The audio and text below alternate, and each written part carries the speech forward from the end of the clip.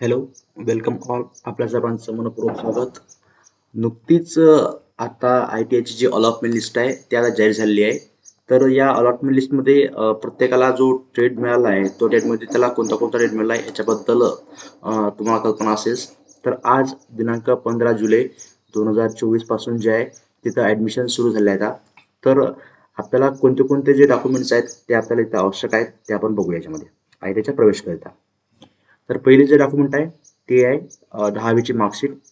10वीची marksheet ही सर्वच कॅन्डिडेटला compulsory आहे, मग ते कास्टमध्ये असो किंवा विदाउट कास्टमध्ये. आणि ते तुम्हाला ओरिजिनल जी आहे 10वीची मार्कशीट ही तुम्हाला कॉलेजमध्ये सबमिट करायची आहे याच्यामध्ये. नंतर नंबर 2, प्रत्येकाला आपली जी TC आहे ती ओरिजिनल सोबत ठेवावी लागेल आणि ती पण ओरिजिनल पण सबमिट करावी लागेल, जे कोणती तुमची शेवटची TC असेल ती वाली. नंतर जातीचा दाखला, कास्ट सर्टिफिकेट. जे विद्यार्थ्यांनी कास्टमधून फॉर्म भरला आहे म्हणजेच SC ST OBC VJ NT SBC या सर्वांना जे आहेत तुम्हाला जातीचा दाखला हे सर्व ओरिजिनल सोबत ठेवावं लागेल आणि त्याची झेरॉक्स जे आहेत झेरॉक्स तिथं सबमिट करावे लागतील त्यामध्ये. नंतर आहे डोमेसियल. डोमेसियल सर्व कॅन्डिडेटला कंपल्सरी आहे. डोमेसियल हे आपल्याला तिथं सबमिट करावं लागेल आणि त्याच्यामध्ये ओरिजिनल सोबत ठेवावं लागेल आणि झेरॉक्स त्याची सबमिट करावी लागेल त्याच्यामध्ये. वरचा जातीय दाखला म्हटला आपण. जाती दाखला कशा करता? OBC VJ NT SC SC ST SBC हे सर्वांकरता जातीचा दाखला कंपल्सरी आहे. आणि हा जे डोमेसियल आहे डोमेसियली फॉर ऑल सर्वांकरता डोमेसियल कंपल्सरी आहे. नंतर नॉन क्रिमिलियर ज्यांना लागू आहे त्यांना नॉन क्रिमिलियर, जसं की for example OBC VJ NT SBC यांना नॉन क्रिमिलियर आवश्यक आहे.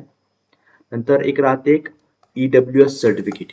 EWS सर्टिफिकेट ज्यांचं ओपन EWS मधून फॉर्म भरला असेल त्यांना ओपन EWSचं सर्टिफिकेट त्यांना आवश्यक लागेल त्यामध्ये. नंतर प्रत्येकांना आपलं आधार कार्डचे झेरॉक्स जे आहे ते सबमिट करावं लागेल. ओरिजिनल आधार कार्ड तुम्हाला तर दाखवावं लागेल व्हेरिफिकेशन करता. नंतर आहे पासपोर्ट साईजचे 2 फोटो सर्वांना कंपल्सरी आहेच. नंतर बघितलं आपण की ड्रॉइंग सर्टिफिकेट म्हणजे engineering drawing certificate, sports certificate किंवा फिजिकली अपंग जर असेल याचं प्रमाणपत्र भरलं असेल आपण आणि त्याच्या आरक्षणामुळे जर तुमची ॲडमिशन झाली असेल तर तुम्हाला यांचं सर्टिफिकेट जे आहेत तुम्हाला ते सादर करावे लागतील, ओरिजिनल दाखवावं लागेल आणि त्याचे झेरॉक्स सबमिट करावे लागेल. नंतर जेव्हा तुमची ॲडमिशन होईल त्यानंतर तुम्हाला एक वर्ष उत्पन्न दाखला, इन्कम सर्टिफिकेट म्हणजेच आणि तुमचं जर गॅप असेल तर गॅप सर्टिफिकेटचे हे पण तुम्हाला तिथं दाखवावं लागेल जर तुमच्या शिक्षणामध्ये असेल तर. आणि गॅप सर्टिफिकेट तिथं तुम्हाला सोडावं लागेल. नंतर ITI मार्कशीट. जर फॉर्म भरत असताना जर तुम्ही ITI मेन्शन केला असेल, तुमचा ITI झाला असेल तर तुम्हाला ITI मार्कशीट पण द्यावी लागेल.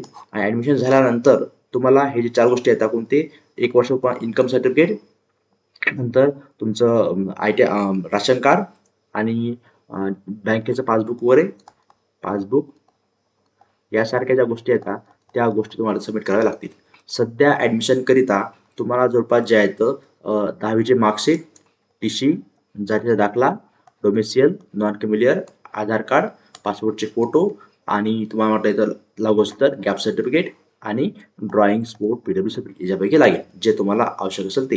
आणि ज्यांनी ओपन EWS भरला असेल त्यांना ओपन EWSचं सर्टिफिकेट पण त्यामध्ये लागेल. आणि ज्यांनी प्युअर ओपनमधून भरला असेल त्यांना फक्त 10वीची मार्कशीट, TC, डोमेसियल आणि आधार कार्ड, तुमचे 2 फोटो यासारखं तुम्हाला दुसरी गोष्ट तर लागेल त्यामध्ये.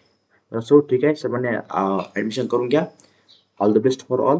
थँक्यू.